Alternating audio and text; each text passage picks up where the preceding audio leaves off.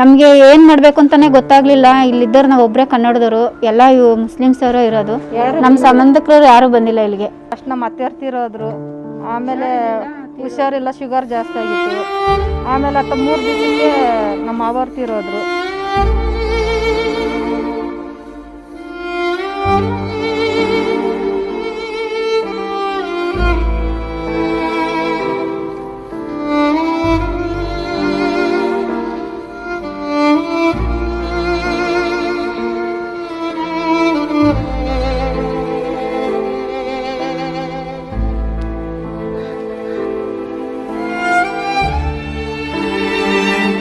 एक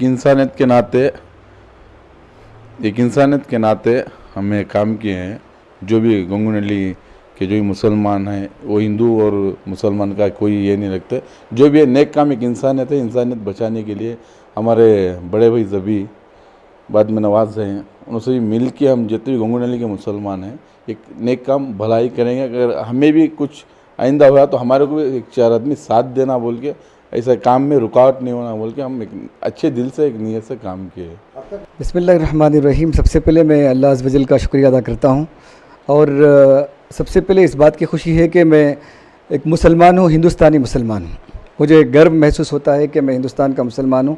और इस हिंदुस्तान में बहुत सारे ऐसे लोग गुज़रे हैं, जिसमें अल्लामा इकबाल साहब, जिन्होंने, उनकी बहुत बेहतरीन शायरी है कि सारे जहाँ से अच्छा हिंदुस्तान हमारा, मज़हब नहीं सिखाता आपस में बैर रखना, हिंदी हम वतन है हिंदुस्तान हमारा।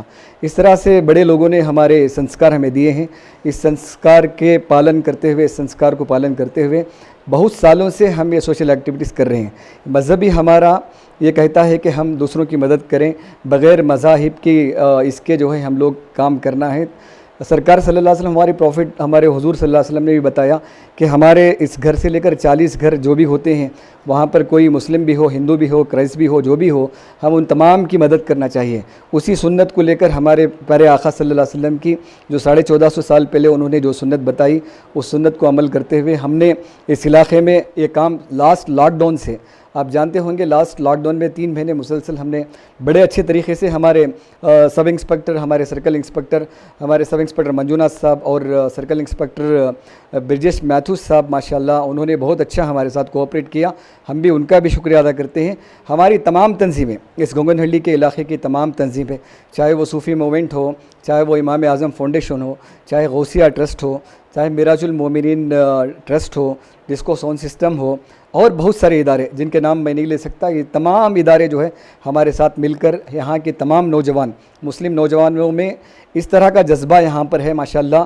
1 लाश नहीं, 2 लाश नहीं, बल्कि अगर एट ए टाइम अगर 50-60 भी रहेंगे तो हमारे इस इलाके के नौजवान ऐसे एक्टिव हैं कि वो पूरे 60 के 60 भी अगर होंगे तो कर सकते हैं।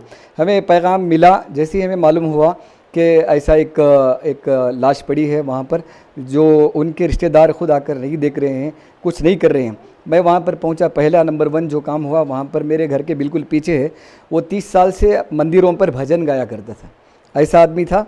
उसकी लाश को जो है उसके बेटे भी खड़े थे, वो भी छीने के लिए तड़प रहे थे, वो नहीं छीन सक रहे थे।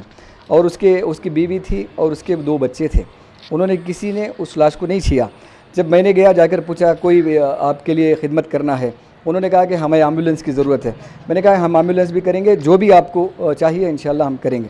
उसके बाद मैं एम्बुलेंस का इंतज़ाम, मैंने हमारे ही गंगूनहल्ली वेलफेयर ट्रस्ट का भी एम्बुलेंसेस है, वो भी उसके ज़रिए से भी काम हो रहा है। तो मैंने कहा कि वो एम्बुलेंस हम फ्री आपको देंगे, जो भी अखराजात है इंशाल्लाह हम भी दे देंगे। बाद उन्होंने कहा, फिर मैं उनको पूछा कि ये बॉडी लेके जाने के लिए कोई हैं क्या आपके रिश्तेदार? उन्होंने कहा कि हमारे कोई नहीं है कोई। मैं बोला कि कोई टेंशन लेने की ज़रूरत नहीं, हम लोग खुद हैं, इंशाल्लाह उसको लेकर जाएंगे।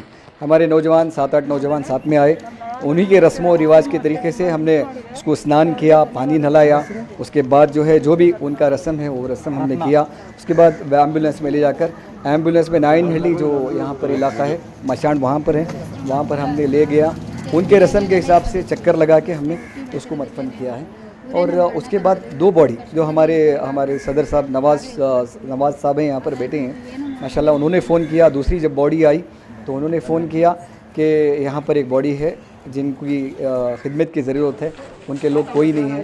तो वहाँ पर भी हमारे सदर साहब के साथ, नवाज साहब के साथ और उनकी टीम के साथ ले जाकर वहाँ पर भी दूसरी मरतबा हमने मैसूर मशान पर जो है उसको जो है वो पूरा खिदमत अंजाम दिया, एम्बुलेंस का पूरा खर्च उठाकर।